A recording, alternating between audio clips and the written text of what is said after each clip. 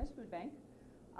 And I would like to welcome all of you here today. It's great to have you all come out this morning for this breakfast. And the Montana Food Bank Network is really pleased and proud to have been able to sponsor these town meetings across the state to facilitate the opportunity for communities to get together with their legislators and have a good discussion about three specific issues, and that's hunger, housing, and issues that are affecting our seniors.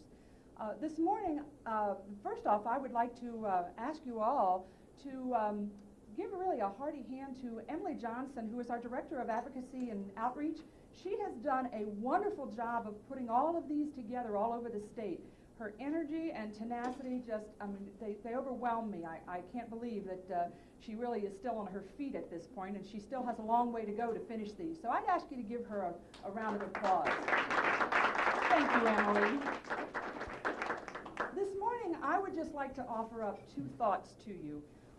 The first being that in my almost 10 years of food banking, I've noticed something that is really concerning to me, and that is that Montana's food banks have become the grocery store for the poor.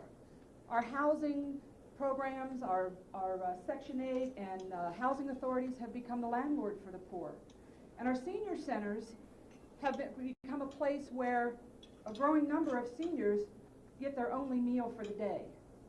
This is something that it's a terrible thing to think about, but it's becoming a reality more and more so every day. The second thing that I would like to ask you to do is to picture the Titanic and look at that as basically the situation here in Montana. We have people who've had means, who have been able to get off in the lifeboats and are moving away from the Titanic. We have people who are hanging from the sides of the Titanic, knowing that at any moment they could fall into that sea of poverty.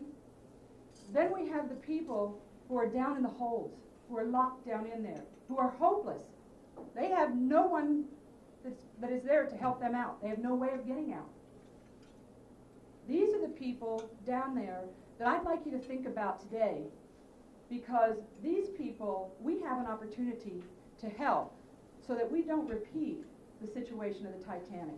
We can open those doors, give those people an opportunity to come out and an opportunity to be safe and give them some hope. And that's what I'd like you to think about today as we go forward, as we move forward and you hear some of the things that are happening here in Missoula, and especially for you legislators, because those people that I'm speaking about are becoming a growing number of your constituents. So as we move forward in the program, I'd just like to ask you to keep those two thoughts in mind. Thank you very much, and I'm going to ask Emily to come up now and get the program started. Thanks. Good morning. Thanks everyone for coming. You've got a swallow of paperwork in front of you. One of the big documents you'll find there, that 10-pager, is the proposed DPHHS budget cut. There's lots of information from the Missoula Food Bank. Joe, is there anything on the pile? There's stuff on the pile. Okay, so just kind of feel free to file through there as we go along. The first speaker that we have this morning is Susan Kohler from Missoula Aging Services. And how we've divided the meeting up today is we're going to give 4 presentations of 15 minutes each. And I hope we can claim your attention throughout the morning. And if you could save your questions, I think that may save us a few minutes in terms of getting all the presentations made, which actually may answer some of your questions as we go along. So I'm going to turn things over to Susan here, and feel free, of course, to grab some breakfast whenever your plate is empty. Can you pass this out to the proposed legislation? Some of them I got to, but I didn't. Yeah. Okay. Good morning. I don't know how many of you paid any attention when you were driving out here. There's a couple things that struck me. One is that Reserve Street is also used heavily in the mornings instead of that 3 to 5 block.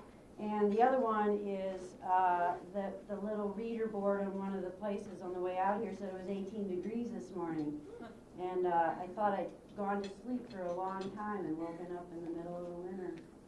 I'm here to talk to you about aging. I got 15 minutes, and I'm happy that I have 15 minutes. Emily, are we having any cues to let us know when we're running over time or getting close? Because I am one that can do that. I just want to give you a little bit of background about myself. I'm Susan Kohler. I'm the Executive Director of Missoula Aging Services. I've been there 19 years, and I've been in the field for 23 years. I graduated from Kent State University in '79, and a graduating class of 5, and that was in the field of gerontology. At that point, a largely unheard of field. But what I want to talk to you about today, and the reason I bring that up is to say I've had some experience in working with aging, and a majority of it, 23 years, in the state of Montana. And what I'm going to talk to you about in the next 15 minutes is some key statistics on Montana and Missoula aging, what the Aging Network exactly is, and so that as those of you that are in the legislature have a feel for issues that are coming up, that you'll know who to contact and how the system works, and a little bit of focus on the role of an area agency on aging, and then ultimately what are the current needs and the projected needs in the future. I didn't bring enough copies, I believe, for everyone. The hope was to get it to at least the legislators or prospective legislators. And here it says Montana Senior Facts. Okay. All right. So what I want to do is just highlight a couple of those statistics in terms of, and you can read over the details at your leisure. The total population in Montana, as you can see, grew, or a percentage of that population is 13.4%, and we're talking about 65 years of age and older. Unfortunately, the census doesn't track for 60 and older, which is under the Older Americans Act, the definition of aging. The other thing that's important to recognize that if you're 60 and over, they're not a homogeneous group of people. Obviously, the needs of people who are 85 are a little bit different than people who are 60 years of age. So it's a very diverse group of individuals that we're dealing with. Another key statistic is the percent of those individuals over the age of 60 that have disabilities, and that's 7.1%. And that's for the general population. The senior population is 39.6% of the senior population has some form of a disability. Those of you that may have attended, I think it was last week, the legislative forum on persons with disabilities, seniors are a part of that group too. Not all, but some. Obviously 39.6% of them. In Missoula County, we've got a 10% population of seniors in Missoula. Again, that's 65 and above. And the total percent of total senior population is 8.2%. I think more importantly is to look at basically the statistics are saying that society is growing older and older and older. And of the older society, the age group 85 and above is growing at 3 times the rate of other populations, which is the second fastest growing segment of our population. How many of you were born between 1946 and 1964? Okay, you're baby boomers. People who are above or before 46, you're war babies. There's not as many of you. How many of you are in that category? Okay. And then we have those people who are born between 64 and 80. You're Generation X. And Generation X is relatively small compared to the baby boomers. And when that swell of the population gets to the age, to the aging of in our country, it's going to be a significant amount. I'll give you a small example. My daughter, for her treat, wanted to go to Golden Corral last night, and got there, and she looked around, and she says, "Mom, there's a lot of old people in here." And then she started to want to know whether they call them seniors, like senior in high schools or whatever the case may be. But so here, and she's 9. So she's already starting to notice the aging, not that I had anything to do with her understanding aging. The other thing I wanted to share with you, or the second point in terms of the statistics. So we know our society is growing older, and so what does the aging network look like? An area agency on aging is the focal point, and there's 11 of them in the state of Montana. We're responsible for planning and assessing the needs of our elders in the service area that we cover. Specifically, Missoula Aging Services is the area agency on aging that covers Missoula County. We're responsible, and we're currently working on a 4-year plan to identify the needs and to develop a plan, a strategic plan, on how we're going to address those needs in the next 4 years. We do partnerships. You've probably heard terms like County Council on Aging, senior citizen centers, home health agencies, etc., hospitals. We're responsible for creating partnerships to serve the elder. Our services are primarily home-based services, preventative in terms of preventing premature institutionalization. On the flyer that I handed out, that is that beautiful new logo that came with our beautiful new renovated building that, if you haven't seen, is on 337 Stevens. It was the old River House. Prior to that, it was the Assembly of God Church. You really must come see it. And we moved there primarily because we weren't accessible to the growing population of aging. But this gives you a list of potentially the programs that you will find across the state of Montana through area agencies on aging. Now, I'm not saying this because I'm the director of Missoula Aging Services. I'm saying that Missoula's area agency tends to be one of the more sophisticated and offering the most services than most other agencies across the state, primarily because we built quite a few partnerships to be able to expand our services beyond what our public dollar was able to do for us. But the core services I want you to recognize that are available across the state, the primary one is information and assistance. Probably the greatest demand that we receive is people, adult children dealing with aging parents and elderly themselves, who find themselves in a situation where they need support and they don't know where to begin. They open the phone book, or they think all mom needs is if they could just get a nurse in 24 hours a day to watch over and take care of her, she'd be okay.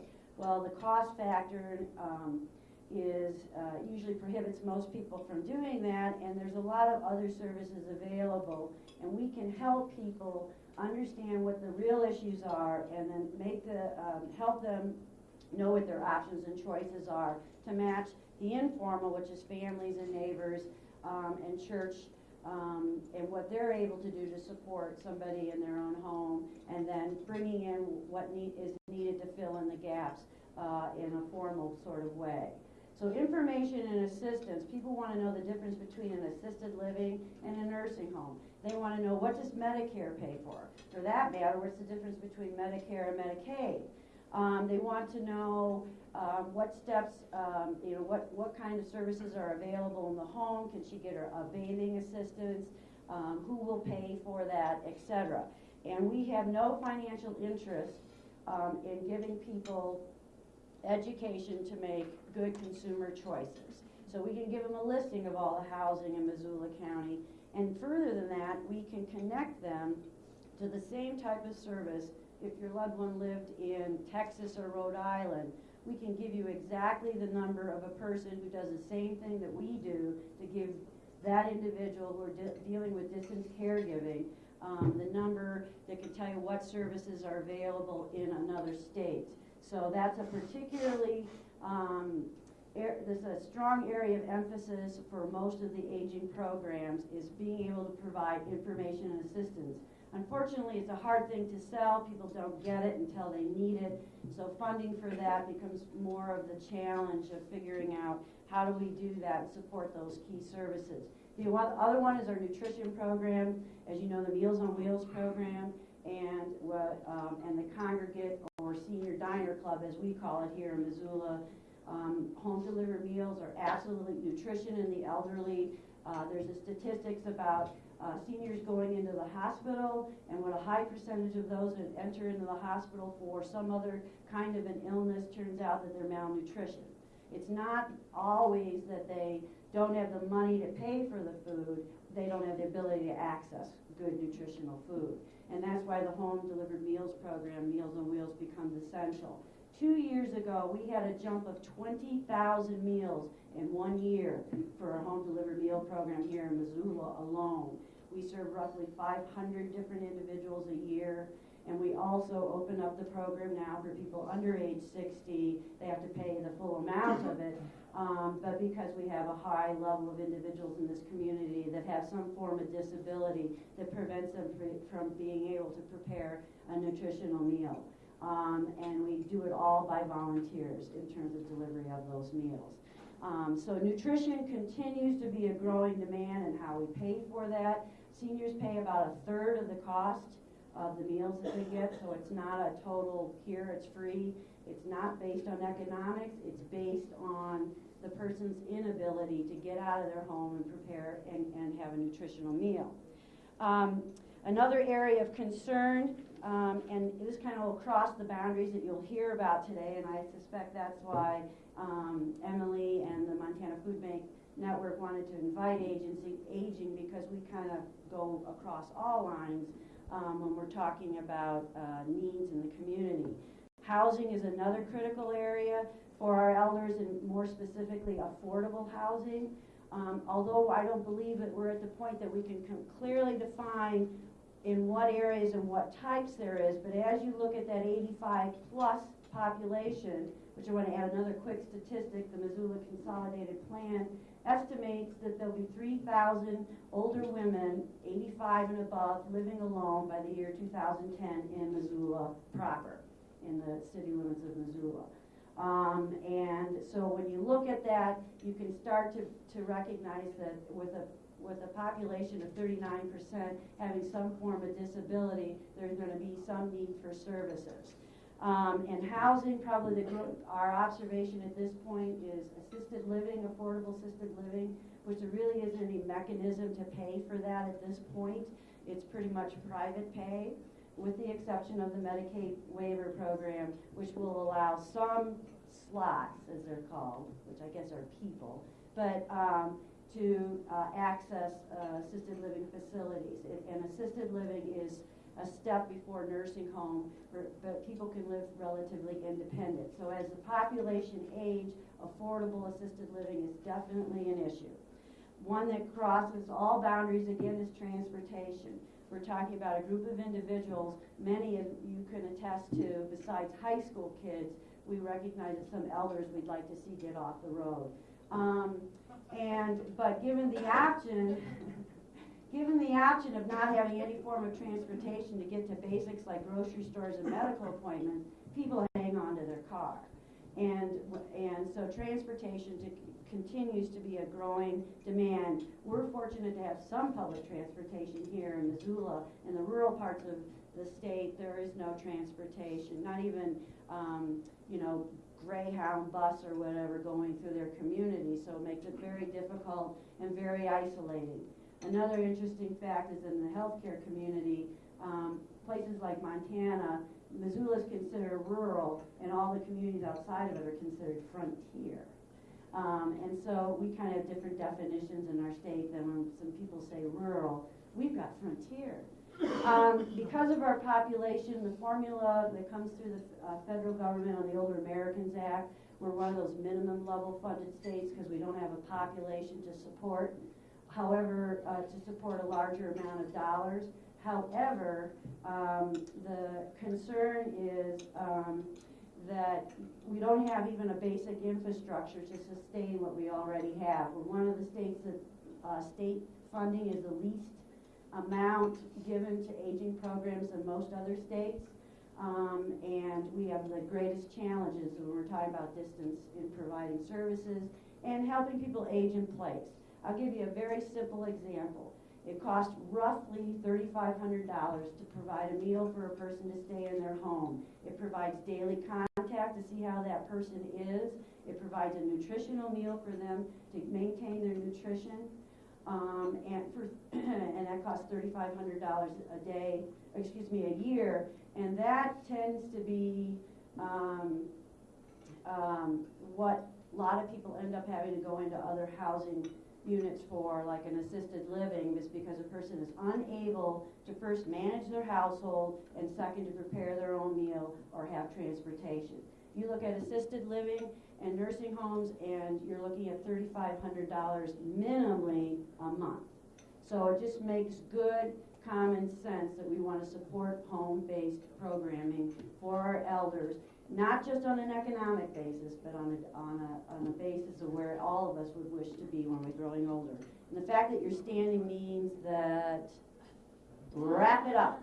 Okay, so, and the last area of need that's growing substantially is support to our caregivers. Nationwide, we depend significantly on family and friends to provide care for people who are aged and living in their own homes. And they're burning out. Some of them are elderly themselves, and some of them die before the person they're caring for because of the stress. And our services support the caregiver, and it's a growing demand. When I talked about baby boomers in this room, they're the population that's currently dealing with aging parents. And so our services need to support them in the role that they're doing so they can manage to stay at work, and they can, in many cases in the sandwich generation, also take care of a young family. So those are the needs. That's how the Aging Network works. And if you in the legislature have any questions as those things come about, please feel free to use me as a contact and a resource. And the bottom line is, please don't go into the legislature with an idea of how we can cut services. I think we need to have a mindset of how can we expand the pie of revenue, because if we cut any more, we will shatter the very infrastructure, the minimal infrastructure we have in place for providing services to not only seniors, but the other people that don't have options in our state for basic human needs, which is what I think we're talking about today. Thanks.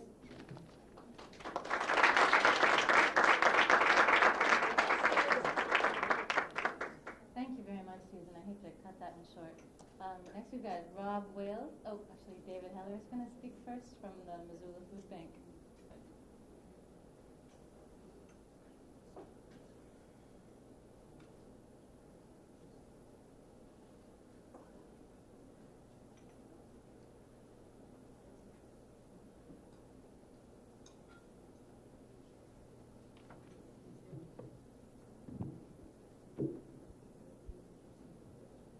Thank you for your time. I'm delighted to be here this morning with you. My name is David Heller, and I work at the Missoula Food Bank as a Bill Emerson Fellow of the Congressional Hunger Center, a federally funded Washington anti-hunger group. When selected as a fellow, I did not know that I would be placed in Missoula, but for better or for worse, it is an excellent place to fight hunger. In many districts downtown, more than 40% of people live in poverty. That's 2 in every 5 people that you see walking down the street. Montana is one of the nation's leaders in hunger as well as poverty. According to the Food Research and Action Council, that's a Washington-based anti-hunger research group, 11.16% of Montana citizens are food insecure. That means that they don't know where their next meal is coming from. This compares unfavorably to both the national average, which is 9.2%, and it also ranks us the 10th hungriest state. And Missoula, believe it or not, fares worse than even the state overall. Last year, the Missoula Food Bank served 11,007 people in Missoula alone. Given that the population of Missoula is approximately 60,000 people, that's 18.3% of the city's population. And because we know that the Missoula Food Bank is not reaching every person within Missoula, we know that the real number for Missoula is even higher still than that 18.3% figure. I'm proud to say that I work for a food bank that is one of the most organized, hardworking, and effective in the country, and my colleague Rob Wales will talk shortly about exactly what are some of the programs that we do. But even these amazing efforts, which have taken place over 2 decades that the food bank has been in operation, and even involving over 300 volunteers that we use every year, have been insufficient to end the problem of hunger in Missoula. And to me, that, more than anything else, is an indication of the severity of the problem. But hunger in Montana has been mitigated by the efforts of legislators like you, to which we owe enormous thanks. As a client interview at the food bank, I speak personally to clients of our food bank who have spoken to me directly about the extent to which food stamp programs and the WIC program, that's Women with Infant Children, it's a supplemental feeding program for single mothers with infant children. They've spoken to me personally about the extent to which that program has benefited them. And not only is this beneficial for that reason, but it's also a benefit because the funding there is largely federal. Because food stamp and WIC are federal programs, the vast majority of that funding, except for administrative costs, is not from the state of Montana, but rather from the federal government. And as a result, it constitutes more money for the state, both in terms of the program itself and in terms of the way in which that funding can benefit those who use it and thereby allow them to work better for the future of the state. And better still, the U.S. Department of Agriculture is sponsoring food stamp outreach programs such that they will give us half of the money that the state offers if they offer a food stamp outreach program, such that that money can become available as well.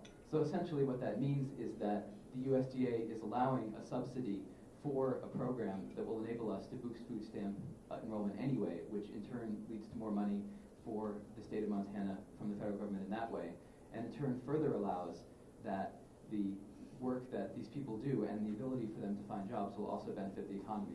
In essence, this is not only an excellent humanitarian mission, but it's also a benefit to the state of Montana economically for these programs to be boosted. And even better, there are school breakfast and lunch programs in Montana whose role in raising better educated children has been corroborated in countless studies, and which has also been enormous benefit and constitutes, in my view, an investment in what can be considered the greatest resource that Montana has, an educated youth. As of now, only 33.6% of Montana children who receive school lunches also receive school breakfasts, which according to the Food Research and Action Council ranks us 43rd among the various states in the nation, which is surprisingly low, but which can be improved. Winston Churchill has said that there's no better investment for any community than putting milk into babies, and that's essentially what this would do. And in doing so would raise a more educated population that would also benefit the economy. In short, hunger in Montana remains a grave and growing problem, especially for the city of Missoula. But with collaboration between motivated groups like the Missoula Food Bank and legislators like you, we can work to end it. And in so doing, we can make Montana a far stronger state. And we can not only fulfill a morally important mission, but as I've outlined before, by bringing federal dollars into the state, we can help boost the economy and improve the ratio of the amount of money that comes into the state versus the amount that goes out while we're performing this moral mission. But here to speak about exactly what we do at the food bank itself is my colleague Rob Wales, the outreach coordinator at the food bank.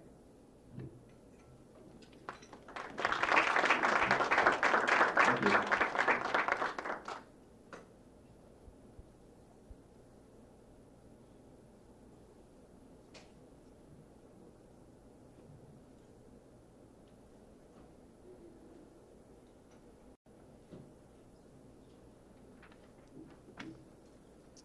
Hello, and thank you all for being here. I'd like to thank Emily Johnson for organizing this meeting and the prospective candidates for the legislature for their time and attention to these important issues today. Missoula Food Bank is a private, nonprofit direct service organization. Our mission is to respond to the food needs and emergency food needs of the hungry and to work to reduce the incidence of hunger and its effects on individuals, families, and the community of Missoula. To do this, the food bank provides a 3-day supply of emergency food. I'd like to tell you a little bit about how that process works. The food bank clients, when they come in, are asked to complete a brief confidential survey. This is designed to gather statistical information that we use in-house for analysis. Clients are interviewed to ensure that they have filled out the requested information and that they're aware of the public and private resources that are available to them in the community. A lot of folks that come in might not know that food stamps they might be eligible for, so we try to inform them of the options that they might have in the community. Clients, after that brief interview process, are given a shopping list of items based on the number of people in the household where they reside. They proceed through our store picking out items based on this list that they're given. This process allows the client some choice in the selection process as specific items vary in a category. For example, an individual client might be entitled to or allotted 3 cans of vegetables. This way they can choose 3 of 5 or 6 choices, actually. And that seems to be a popular program, the way that the food bank is set up, allowing individual choice. And it more closely mimics a traditional shopping experience, which can impart a sense of dignity to the whole process, which we feel is very important.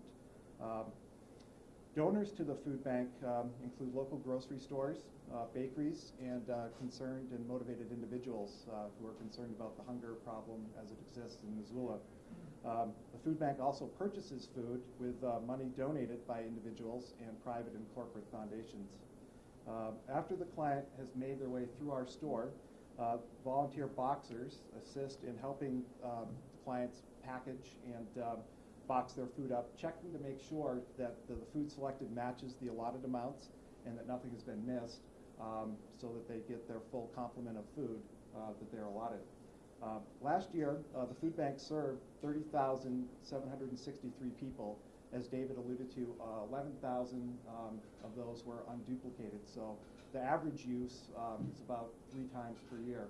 Many times people only use the food bank one time in the event of an emergency, as I've described. An automobile breakdown, an illness, an accident can have severe repercussions on a budget for those living on the margins, and we're finding that more and more people are actually in that situation. So a relatively minor problem can be exacerbated by conflicting needs in a person's budget.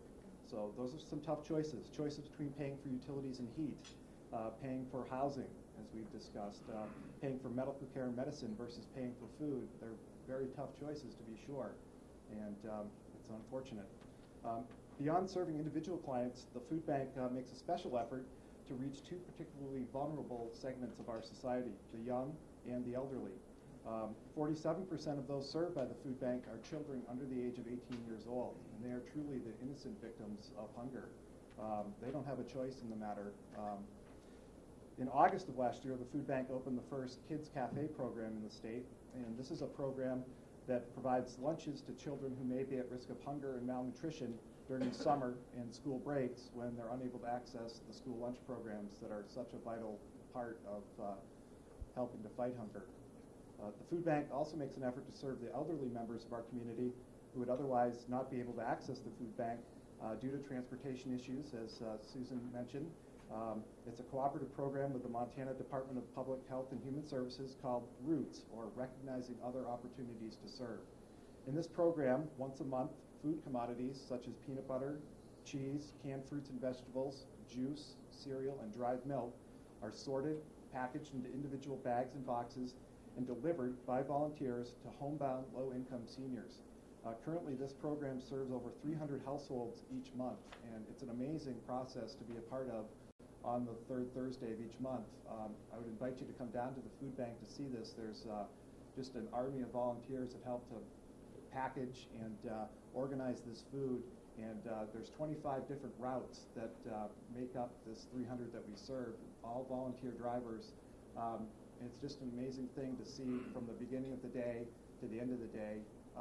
To have a time-lapse photography of this process, it would be truly amazing, and it's just a wonderful thing to be a part of personally. I really look forward to it each month. Another way the food bank fights hunger is through our Food Circle program, which rescues prepared and perishable foods from being thrown away. Each year, close to 100 billion pounds of food is wasted in the United States. The Food Circle program was initiated to help recover some of this food in the Missoula area. So far this year, the Food Circle program has rescued over 40,000 pounds of food that would have otherwise been thrown away. Rescued food is repackaged into single-serving meals. It's labeled, dated, and frozen for later distribution in our store. That 40,000 pounds can be translated into close to 30,000 individual meals that can be sent out to folks. Donors to this program include local food service businesses, grocery stores, catering firms, and the University of Montana Catering Services play an important role in this. Donors to this program are protected from liability by the Bill Emerson Good Samaritan Food Donation Act, an act of Congress that was signed in 1996 that protects food donors and nonprofit feeding programs such as the food bank who act in good faith. We at the food bank are blessed to be the recipient of more than 10,000 hours of volunteer service each year. Over 350 people shared their time and talent with us, their kindness and compassion. The energy and spirit of these volunteers is a wonderful thing to witness on a daily basis. We rank, as David said, in many studies, in a top 10 situation for food insecurity, which is defined as occurring whenever the availability of nutritionally adequate and safe foods is limited or uncertain. 13% of Montanans are classified as being food insecure. Clearly, this is a top 10 list that no state wants to be ranked in. So there's work to be done out there on the hunger front. Organizations like the Montana Food Bank Network and the Missoula Food Bank and other organizations here today are fighting the good fight against hunger. Increasing awareness amongst the community in general and amongst those of you in leadership positions and prospective leadership positions is an important part of that struggle. I'd like to close with a quote from the late Representative Bill Emerson, the former vice chair of the Congressional Hunger Caucus and the namesake of the aforementioned Good Samaritan Food Donor Act. Hunger is an issue that, in its solution, should know no partisan or ideological bounds. And that really is true. It's an issue that cuts across any type of political aspects. So I would urge you to consider that, and in the legislative session that's coming up, to take time and think about the proposed impact of cuts that are out there on the people that would be most dramatically impacted by them. So I thank you for your time and attention this morning, and thank you again for this forum.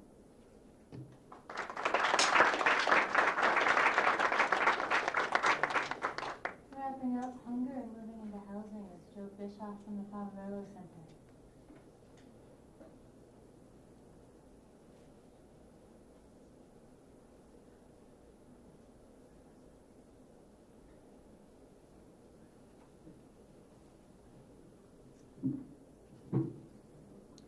Good morning, area legislators and guests. My name is Joseph Bischoff, and I'm the Executive Director of the Poverello Center. For those of you who are unfamiliar with the Poverello Center, we are the sole emergency shelter in the Missoula area, and the only soup kitchen serving 3 meals a day. We also provide case management and referral services, a food pantry, a clothing room, showers, laundry facilities, and access to educational opportunities, job services, and housing advocates. In addition, I oversee the Joseph Residence, which is a transitional living center for homeless families, which also provides parenting classes, training in nutrition and budgeting, weekday afternoon childcare, and an after-school enrichment program. Hunger and homelessness are 24/7 problems, not in just the large urban settings, but also in the smaller rural communities. I have compiled a fact sheet for you, providing information on both a national basis and on a local basis. Many of the figures are not dissimilar. 2 national trends are driving hunger and homelessness: growing shortage of affordable rental housing and simultaneous increase in poverty. These 2 factors have combined to produce the following statistics. Did you know that 40% of the homeless went 1 or more days in the last 30 days without anything to eat because they could not afford food? Did you know that 20% eat 1 meal a day or less? That only 37% of the homeless clients receive food stamps? That 36% used soup kitchens within the last week? That 10% used other homeless assistance programs, such as food pantries, within the last week?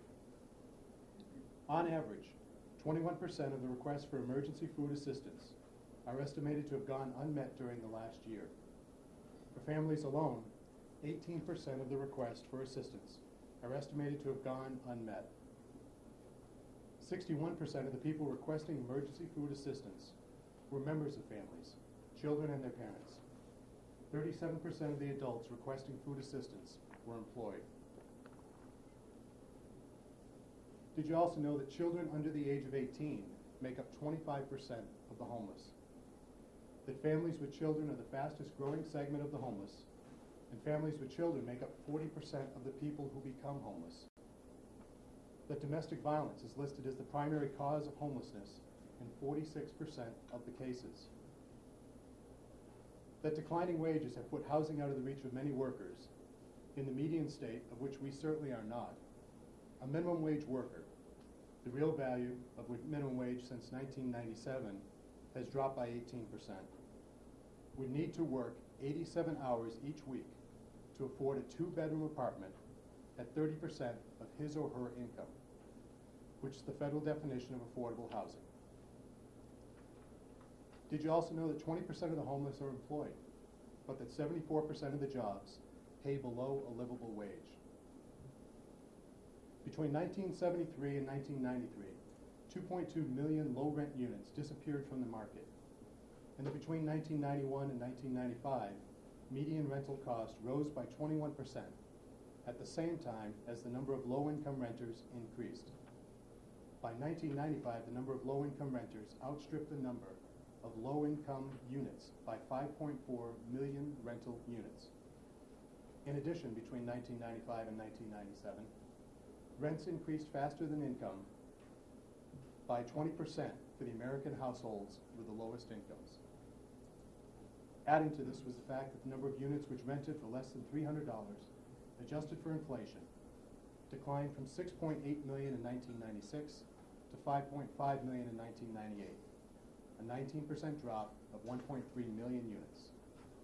This lack of housing units puts even more people at risk for homelessness. Now bringing this to the local level. In Missoula County, for the 2000 census, the vacancy rate for housing units was 1.1%, and the vacancy rate for rental units was 4%. This, by all definitions, makes it a seller's market and allows the owners the opportunity to price the unit to what the market will bear. Unfortunately, this prices most low-income individuals and families out of the market, making it exceedingly difficult for them to ever achieve the ultimate American dream of home ownership. Also in the category of persons below the poverty level, Missoula is at 14.6% versus a national average of 12.4%. Obviously, the financial windfalls, which occurred in the 90s, had little positive impact on the Missoula market. The Missoula median household money income was $34,454 versus the national median household income of $41,994. The citizens of Missoula are far behind the national standards, and we can only expect the homeless to be proportionately behind their counterparts in the rest of the country. In light of the change of economic times from when the census was taken to now, we can be sure that even more people have fallen into critical situations. The County of Missoula is truly blessed to have very committed individuals working in the social agencies which are in place to provide a safety net for those who are less fortunate. But the current policies of this state and the projected future cuts will place our system under incredible strain and will result in people receiving less support and a reduced chance of success for our clients to lift themselves from homelessness.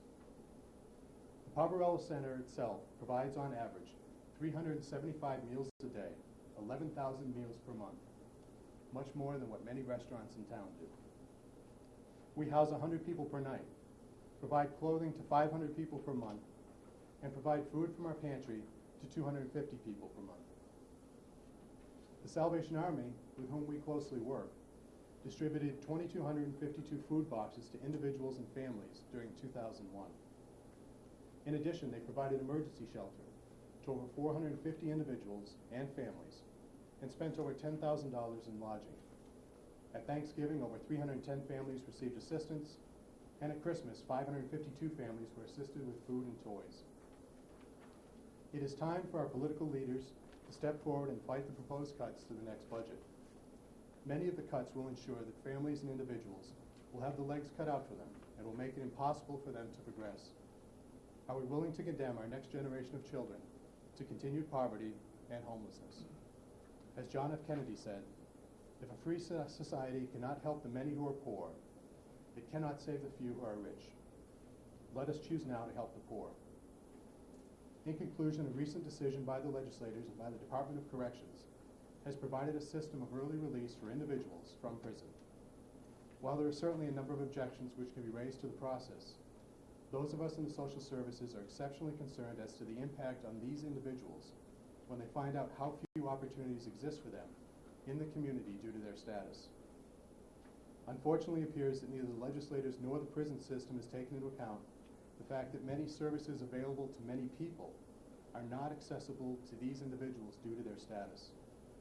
We will have created a new class of homeless people who will have few options available to them except to commit crimes in order to survive. I urge you to take another look at the consequences of these actions, and please consider making changes. Our services are already taxed to the maximum, and this policy stretches all of us beyond our limits. Thank you very much for your time, and it's my pleasure now to introduce Christina Swanson from the Office of Planning and Grants.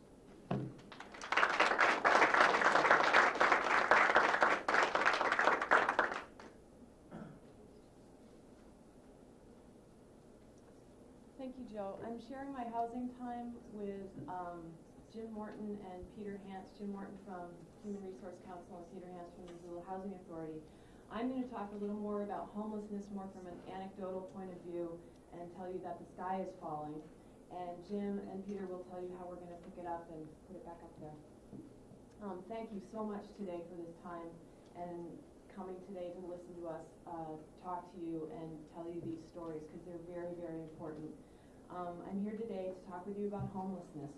Homelessness is a complex problem, and people who are homeless have some complex needs and some very simple needs.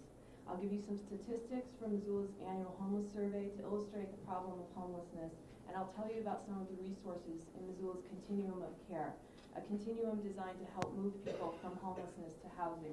One of the handouts I've given to you illustrates the continuum of care. It's one with the boxes on it. It's the long one. When you say the word homeless, many things are implied. We have an image in our minds of who we think a homeless person is. I'd like to tell you about some of the people who are homeless in Missoula and show you that each person who is homeless needs different things to survive, just as each person who has housing needs different things to survive. There's one very simple thing that a person who's homeless needs. A person who is homeless needs housing, a safe, clean, stable place to live. Some people who are homeless, in order to maintain stable housing, need services and support. I'd like to tell you about Roger. Roger is 50 years old, and he's a nice guy. He's articulate, polite, and lots of stories to tell. Roger was diagnosed with a severe mental illness in the early 1990s. Since that time, he's lived in apartments when he had money to pay rent, and when he had no money, he's lived with relatives, in transient camps, and in shelters like the Poverello Center. He was born and raised in Missoula and has spent most of the last 20 years here. Roger has been prescribed medication to help stabilize his condition, but when he can't afford the medication, he self-medicates using drugs and alcohol. He's been repeatedly in and out of the hospital and in and out of jail for minor alcohol-related offenses. Roger was recently hooked up with PATH, which is the Mental Health Center's outreach program for people who are mentally ill and homeless, one of the programs on the chopping block in the next legislative session. The case manager helped Roger to obtain subsidized housing through the Shelter Plus Care program at the Housing Authority. Now that Roger is stabilized in an apartment, he meets with a case manager regularly to ensure that he's taking his medication. The case manager also helps Roger with basic homemaking skills because after many years of being homeless, he needs help with shopping, food preparation, and home maintenance. Roger will gradually become more self-sufficient, and he will probably always need supportive services in order to remain stable in housing. Almost half of the respondents to the homeless survey conducted annually in Missoula report that they need mental health care or medication. Almost 14% of Missoula's homeless people have lived here their entire lives, and more than 1/3 of Missoula's homeless people have lived here for more than 2 years. When Roger was homeless, the cost to the community was astronomical in dollars and in social capital for sheltering, feeding, hospitalizing, jailing, and defending him in court cases. The costs of subsidizing his housing and providing case management are much less risky, less service intensive, and simply less than the cost of his homelessness. We think that of subsidized housing, and we think it's expensive, and we think that supportive services are expensive. But many studies have shown that it simply costs less to house people than to shelter, hospitalize, and incarcerate them. For example, the cost of an emergency shelter bed funded through HUD is much more annually, about $8,000 more annually than the average cost of a HUD Section 8 voucher, which is a housing voucher. Now I'd like to tell you about Sherry. Her story illustrates that some people who are homeless simply need a place to live that is affordable within their income and or income that is sufficient to enable them to pay for housing along with the other necessities of life.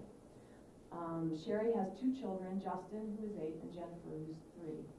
2 years ago, Sherry's husband beat her so badly that she ended up in the hospital. She was discharged and took her children to the YWCA Battered Women's Shelter and filed for divorce. When she was safe enough to leave the shelter and look for housing, she found that she was unable to afford to pay rent at any place in Missoula that was an adequate size for her family. She had a part-time job, but her $7 an hour earnings were not sufficient to pay rent with enough left over for food, childcare, transportation, clothing, and medical care. I call this the arithmetic problem. I've illustrated the arithmetic problem on the orange sheet here. And tonight, after you brush your teeth, before you climb into your cozy bed, just take 90 seconds and read the arithmetic problem, and you'll understand what the situation is like for about at least 2,000 families in Missoula. Okay, we better get back to this. Sherry was put on the waiting list for a Section 8 voucher.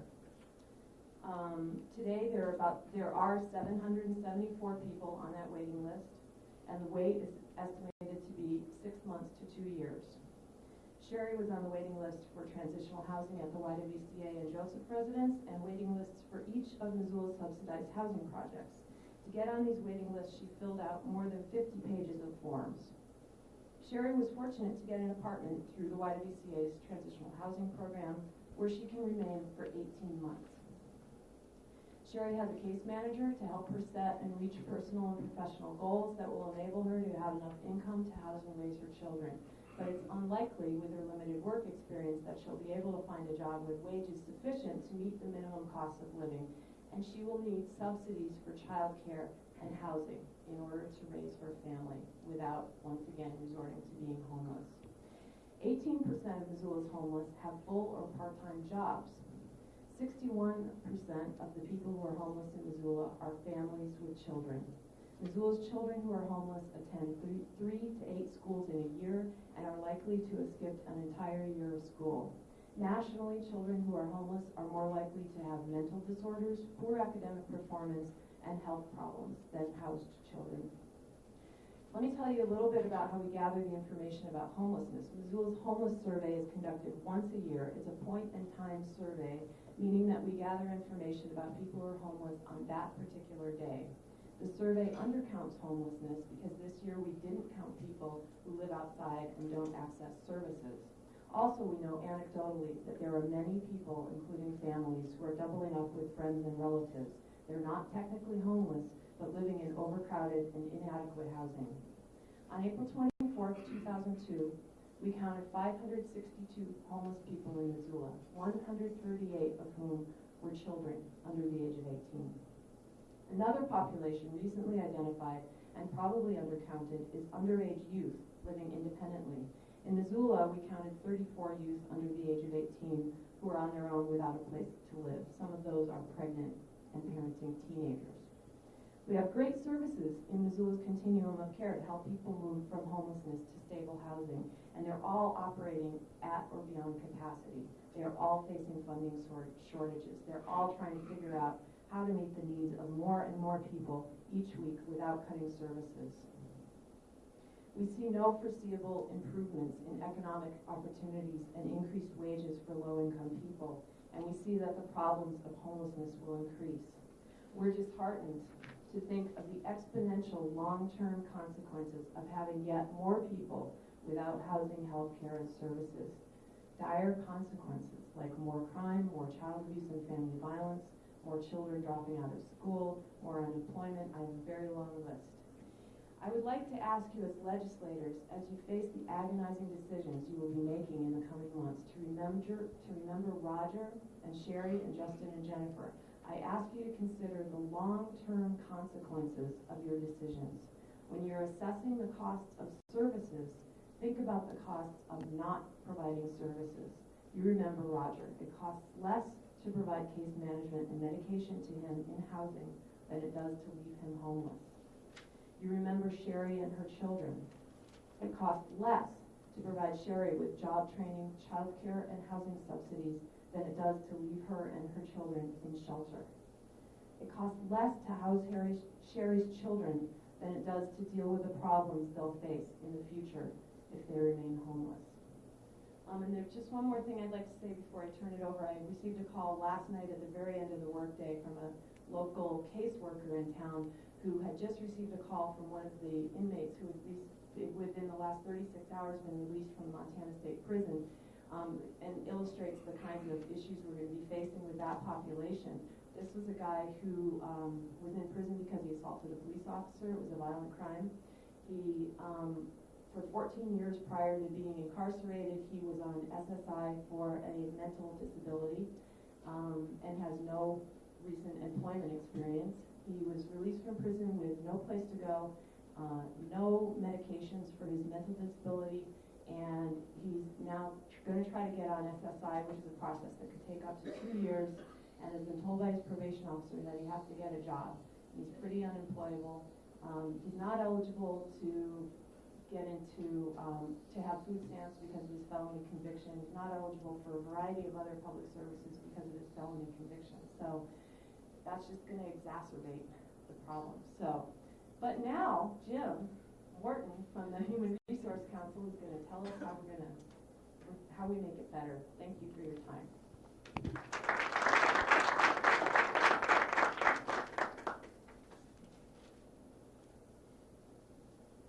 Good morning. I'm not sure if I'm going to give you much information on how to make it better. Just quickly, and I think I have about 3 minutes, Emily, so give me the sign. Human Resource Council operates a variety of employment and housing and some food programs, most of which are 100% federally funded. But what I want to do quickly is to make some comparisons that some of you might find intriguing, some of you might find surprising. When we're talking about Medicaid services, we're talking about folks who are being assisted mainly with federal money. In Montana, because we're so poor, you heard that over and over, we're the 46th in terms of per capita income. We only have to pay 25 cents for every Medicaid dollar we get. There's only about 4 states who pay less. Most states pay 50 cents for that dollar. I'm associated with a corporation that does in-home care. Budget cuts have told us that to toilet a paraplegic, to get them out of bed, into a chair, and onto the toilet and back, we only now have 15 minutes. We're told that because of cuts, we can't bathe the elderly and the disabled as many times as we used to. Now, for those of us who grew up in Montana, we know that when we meet people on the street, we're somehow connected. We know that we went to school with their sister, went to school with somebody who they knew, or there's some connection. So these people we're talking about are our friends, our loved ones, our relatives, maybe our coworkers. If I were standing here today telling you that I have a new business, and I'm going to bring to you hundreds of millions of dollars, and in fact, that business was going to receive 75% of its income from outside the state, you would be giving me a plaque, because that kind of value-added job, that kind of value-added business is what we all see as the kind of business we want. It's not taking money from the local resource, it's bringing it in. And when you, as legislators and candidates, think about how to cut the budget, and again, I don't envy those who will be in the legislature. You're going to have a terrible time. You're going to wrestle with some very emotional issues, and quite frankly, I don't envy you. But think about the economic impact of cutting some of these programs. The folks who do in-home service, the folks who are at pharmacies, the folks who are at hospitals, at doctors' offices, are being subsidized through Medicaid, through other federal programs. You take out millions of dollars from this economy through cuts, you're gonna just exacerbate what we've been talking about all day. The food bank, the Salvation Army, the Poverello have all told you that they're out there raising funds from local sources. They don't have 75% of their money coming in from outside. It's 100% mostly coming from our communities. So who's gonna be hurt here? More and more our local communities. If you take that kind of money out of our economy, workers are gonna have less hours, less money to spend, not gonna pay as much taxes. So I think that we all need to think out of the box as legislators and legislative candidates. I would implore you not to fall into partisan ideologies. You're going to have to step back and say, you know what, maybe we have to raise taxes, because if we raise taxes and it brings in several $100 million to this state, one of the poor states in the union, which then is spent in the economy, that money's not being put in a mattress. It's being circulated. It's paying people, and people are working. So that's sort of my challenge to you, is to resist some of these cuts and stop and think outside the box for a little while.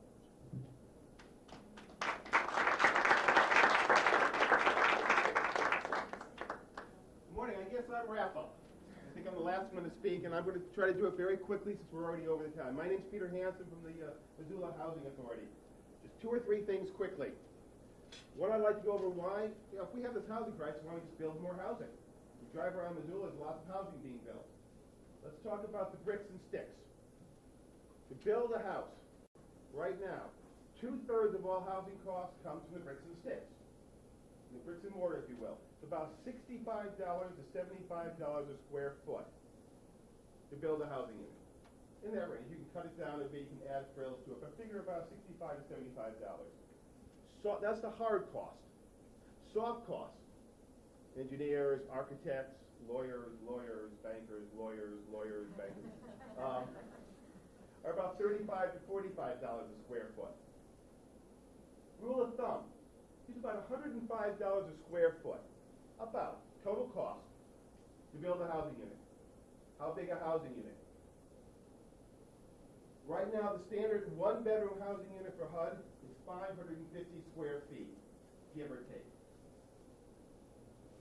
For a 2-bedroom unit, it's about 680 square feet. How big is that? You know, hear these numbers, does them make any sense? 550 square feet is about the size of 3 parking spaces. 680 square feet is about the size of 4 parking spaces. When you go out the parking lot today, everyday driver, look at 4 parking spaces. That's for a family of 4. So mom and dad and 2 kids live in 4 parking spaces.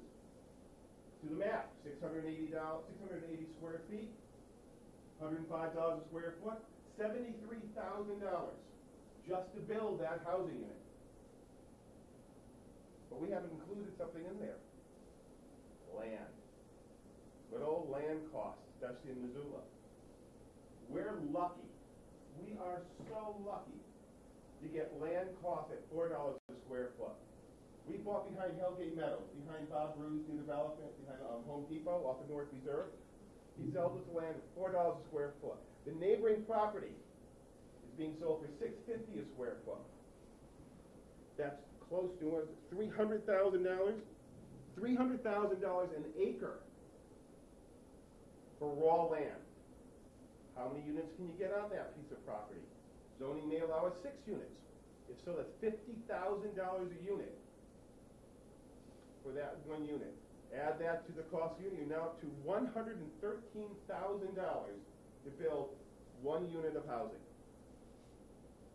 All right, the private market does it, why can't we?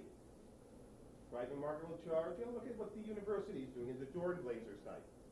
$800 for a 2-bedroom unit, rent. You just about cash flow the unit $800. What are we capped at? What is Jim capped at? What am I capped at for rents? $545 is our cap. Doesn't make economic sense. You just can't do it. If you lower the price, if you raise the number of dwelling units up to 12 units per acre, high density, you're still needing well over $700 a month just to cash for the project. All right, you know all this. You know there's a problem for affordable housing.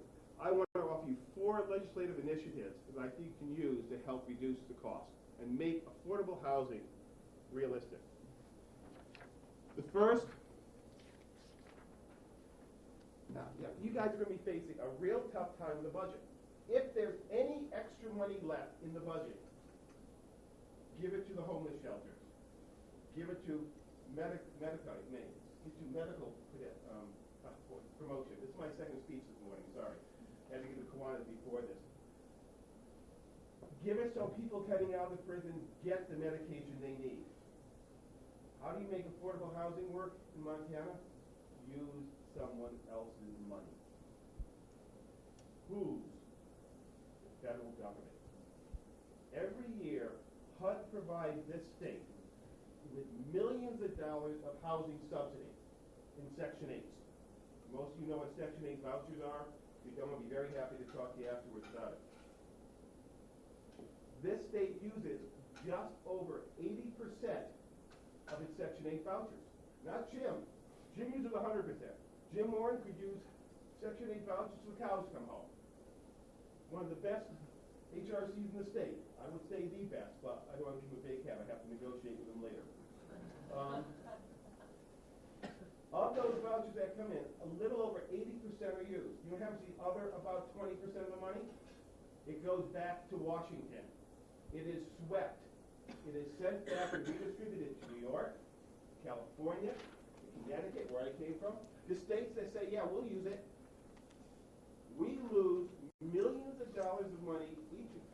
And the legislature doesn't have to put up any match for this. This is not like your matching money. This is money they give you. They say, spend it.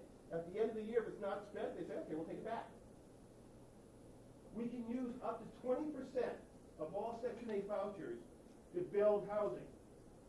I'm asking legislators here, the future legislators, to look at putting together a program where 20% of all Section 8s in the state are set aside for housing construction. This is money we lose anyway. Put it to housing construction. Give it to Jim Morton and the HRCs to build housing. They'll build them. If not, put it into a pool that we can compete against. The cities like Bozeman, Kalispell, Missoula, where affordable housing is a real crisis. There are resources out there. All you have to do is make this program up there, and we will compete one-on-one to get that extra money to build housing in this state. 2, let's talk about how we reduce the cost of land. Many of you know about federal tax credit programs. How about a state tax credit program dedicated solely to land acquisition? So we can then go out and get this land we need to build housing. We can get the housing money all we want. If I'm paying right now, I met with Colin Bangs and Terry King. For those in Missoula know Colin's the local realtor. Terry is the head of First Security Bank. They're now looking at housing prices, land prices that are approaching $22 a square foot for raw land. $22 a square foot. 43,000 square feet in an acre. That's over $800,000. We were offered, the Missoula Housing Authority, were offered 6,000 square foot parcel of land. The north side for $190,000. That's $22 a square foot for land. That's what land price is. Let's take tax credits and use tax credits to offset the cost of property. Be able to get us the land we need. Third initiative, I only have 4. The third, government-sponsored housing is housing you pay for. You pay for every cent that goes out of my organization, out of Jim's organization, comes from the taxpayer. Every government housing project must obey zoning. It should obey zoning. But we should not let zoning stand in the way of housing development. While we need to obey housing, zoning should not be used to hinder it. Sounds inconsistent. We have a model for how this works. We're lucky in Missoula. We have people like Christina Swanson to help us walk through the process. We have other people in her office that really are good folks. They help us walk through the office planning grant. So it's not a bad place to be compared to others. How many of you have these? About 10 years ago, the federal government decided that it was a priority in this country to have a telecommunication system that made sense, that could spread throughout the country. So they the FCC passed a regulation which said that all cell phone towers and cell phone facilities have to obey zoning. The zoning cannot be used to prevent a tower being built. We now have a cell phone network second to none. Why? Because towers can go up, cell phone facilities can go up, meeting zoning general restrictions on how things are built. The zoning can't be used to prevent the cell phone towers from going up. We need the same sort of priority in this state with zoning when it comes to affordable housing. It's costless. It gives flexibility to local government.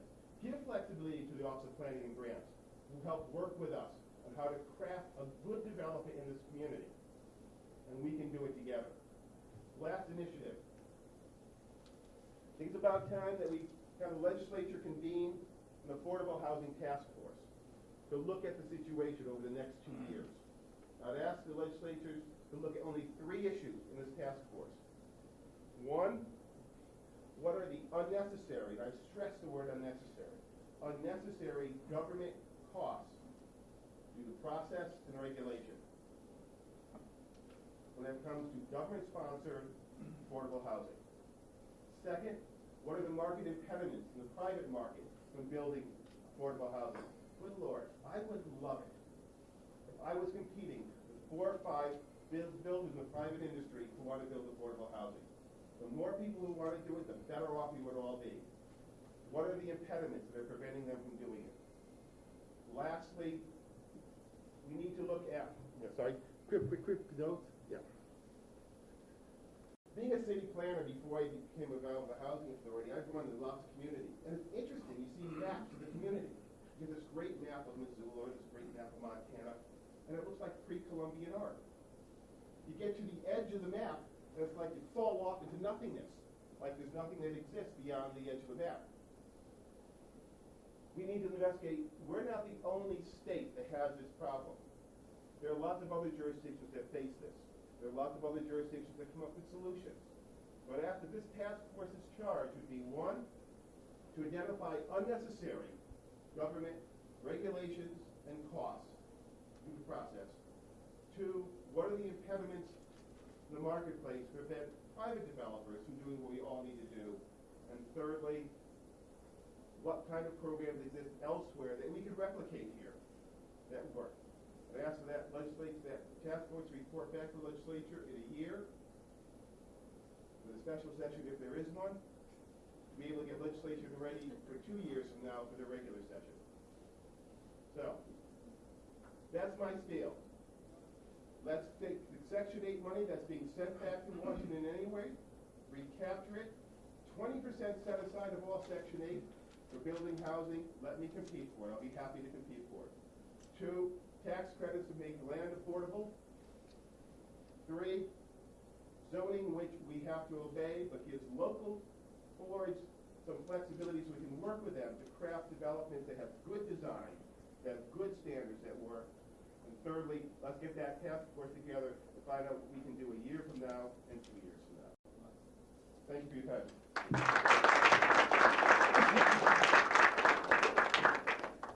I'll be the first to acknowledge we've gotten a little off schedule, but we really have a very special guy here. This is Professor Paul Miller from the University of Montana, and I hope you all can stick around for a few minutes to hear what Paul's got to say. Thank you, and good morning. And thank you, Emily, for all your good work. We're behind schedule, so I'll just say a few things generally about the situation as I see it. For those of you who are legislators or who are going to be or running for office, the presentations you've heard this morning are unique in many ways because of the talent that this particular community has. And as I make a few comments about welfare reform and the general pattern of it, you have to keep in mind when you go to the legislature that not all communities are going to have this repertoire of skills, ability to communicate and to work with each other. And there will be some special challenges that our state will face as a result of the fact that due to welfare reform, an increased emphasis is placed upon the place where people live, the community in which they live, and I'll try to give you a feel for that. Generally speaking, our country experienced probably the greatest change in a social philosophy with the passage of the 1996 Welfare Reform Act. You could see the change coming through time because there had been an increasing growth and popularity of more socially conservative ideas and politically conservative ideas with respect to the poor. The great change occurred probably with the 1994 election in the country, where more conservative forces of a particular party took over both the House and the Senate. And the outlines of welfare reform were pretty well in place by that time. The Welfare Reform Act was based upon a long-term criticism of the poor, unfortunately. It was not a critique of our economy. It was not a full-blown critique of growing economic and social inequality. We lead the world in the rate of inequality between the rich and the poor. We actually lead the world in the rate of increase in economic and social inequality between the rich and the poor. This is particularly the case with respect to children. Nevertheless, that was not our agenda. Instead, those who were able to get the public attention focused in on the behavior of the poor. And we began to hear increasing language to the effect that poverty was actually due to the very kinds of programs that you've heard some of our people talk about, that those kind of programs enabled and enhanced behaviors we do not want to see amongst our people. Particularly vulnerable, of course, were young women who were trying to raise children, and particularly those who were not married. As a result of the focus on the behavioral aspects of poverty, Americans bought into it because many Americans work very hard. They think of themselves as good citizens. They pay taxes. They were not apprised of the basis of economic inequality. They were aware of the behavioral aspects of poverty. They bought into it. They supported legislators and others who ran on that a platform aiming at the behavior of the poor. And in the 1996 Welfare Reform Act, some very significant changes occurred. The most important change, I think, with respect to what we're talking about today was the elimination of an entitlement program called AFDC. It was the most controversial program, too, because, of course, it was aimed at supporting young families with children, and it was their behavior that was the object of attention of many people who did not like these kind of assistance. By eliminating that entitlement program, we have put ourselves very much at risk in putting other people at risk who are poor in their particular communities. Because what an entitlement program did, what AFDC did, is it provided some cash assistance to help people meet their particular kinds of needs, regardless of where they lived. If they were eligible for it, they were entitled. If states in their 30-70 match did not budget enough money for the program because of economic downturn or low wages or what have you, they were still entitled. States had to redo their budgets. It was the bedrock of our safety net. That program was eliminated in the 1996 Welfare Reform Act. And the impact of welfare reform was to put emphasis on employment for people to work, and nobody's against that. But what that does is put poor people at the mercy, you might say, of their place-based economy. And our economy, you've heard excellent presentations this morning with respect to the cost of things, the low level of wages. We at the present time, I just read the paper this morning, have created something like 4,000 new jobs recently in our state. Our unemployment rate is less than 4%. The paper said 3.1%. I think it's about 3.48%. We have one of the lowest per capita incomes. We are caught in a tremendous crunch. And what the effect of this lack of the entitlement program is to put extreme pressure on the kinds of people and their organizations that you saw here today in the locale in which they live. But if you're in our legislature, one of the things you have to remember is that we're a kind of a unique community here in the skill, the ability, the cooperative attitudes and what have you that we have. Not all communities have the skill base. They don't have the cooperative possibilities. We have some impacts due to race and other kinds of sort of discriminatory practices in our state, and so we face a tremendous challenge in that respect. There'll be some other things that I'm concerned about. I just finished a study. We can't release the results right yet on child support enforcement, which was a part of welfare reform, the so-called Deadbeat Dads Act. With an economy like ours, low wages, difficulty in getting employment, difficulty in affording housing, it's going to be increasingly difficult for the dads or those who must support their children to pay that support. Children will be increasingly at risk. There will be a hiatus increasingly driven between dads and their kids. It will have a family impact. It will increase stress, and it will put more pressure on those of you who serve young families with children. I don't see anything nationally or within the state that would reflect a change in political philosophy at this present time. That's an unfortunate thing to say. In other words, I'm saying I don't see either nationally or statewide some kind of approach that would address people in a kind of entitlement way. The emphasis will be on community by community response. The Welfare Reform Act itself was based on a concept of partnerships that some of you have talked about. Our community does pretty well. The partnerships envisioned in welfare reform were between the public sector, the government, the private sector, the employers, and those involved in the private economy, and the voluntary nonprofit sector. What we don't have in place is a nice set of blueprints for legislators to have a good understanding of how those partnerships might work. What you have in every community, but ours is extraordinary, are people who work in sort of categorical areas. They address aging, they address children, they address housing, those kinds of issues, mental illness, the problem of prisons and what have you. But what we don't have is a nice way of addressing this in terms of what you might say community-wide examination. And it's very difficult to do that because jurisdictions are different, turf battles occur from time to time, and it becomes difficult for communities to have sort of an overarching set of organizations that can meet needs as they particularly manifest themselves at the local level.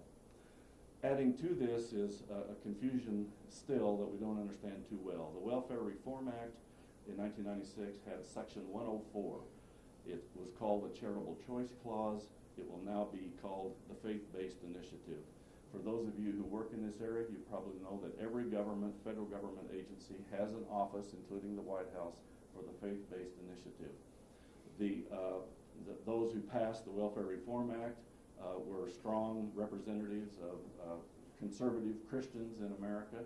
They were successful in pushing the behavioral agenda, and they were successful in putting in this Section 104, the faith-based initiatives. With respect to the concept of partnerships, I think those who passed this law wanted an increased involvement by churches and religious organizations in the locales in which those particular congregations and churches existed.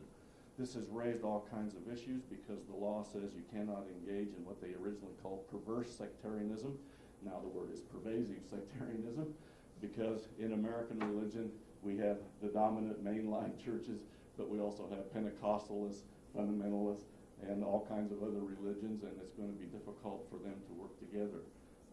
But what we don't have, I'm saying right now, is a template or some way of articulating how we're going to address the problems that we face in our communities without a kind of an entitlement kind of support. We're out of time, and I could speak for 3 years. Thank you very much, and I hope you do a good job in the legislature. I'm sick in the stomach looking at the list of cuts, and we wish you all the best in your work on that. Thank you.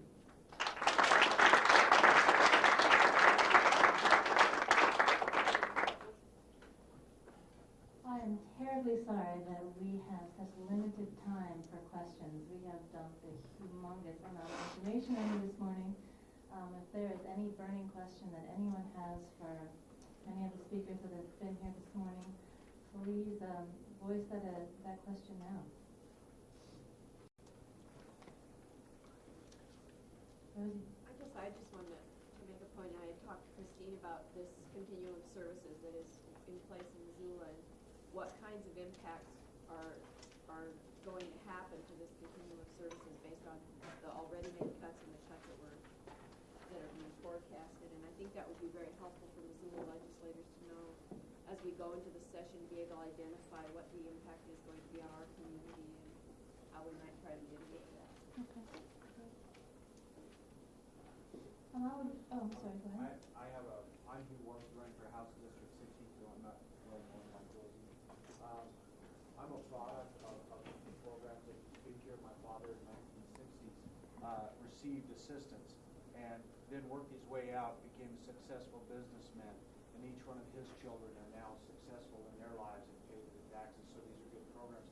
I talked to my campaign last night and I said, you know, what can we do? There's these huge budget cuts coming and we could talk for a long time, but what we decided is we'd put a little bit of money where our mouth is in support of these programs.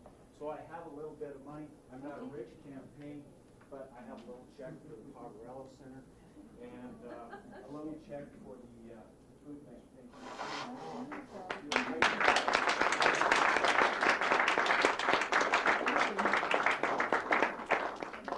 Is there any other questions? Yeah, Phoebe. It's not a specific question, but do we need to vacate the room for somebody coming after, or can we mill a little bit? I think we are able to mill. Huh? I think we're able to mill. Good. I'm seeing people leaving. I just wanted to mention that I would really encourage folks to continue this conversation outside of the room.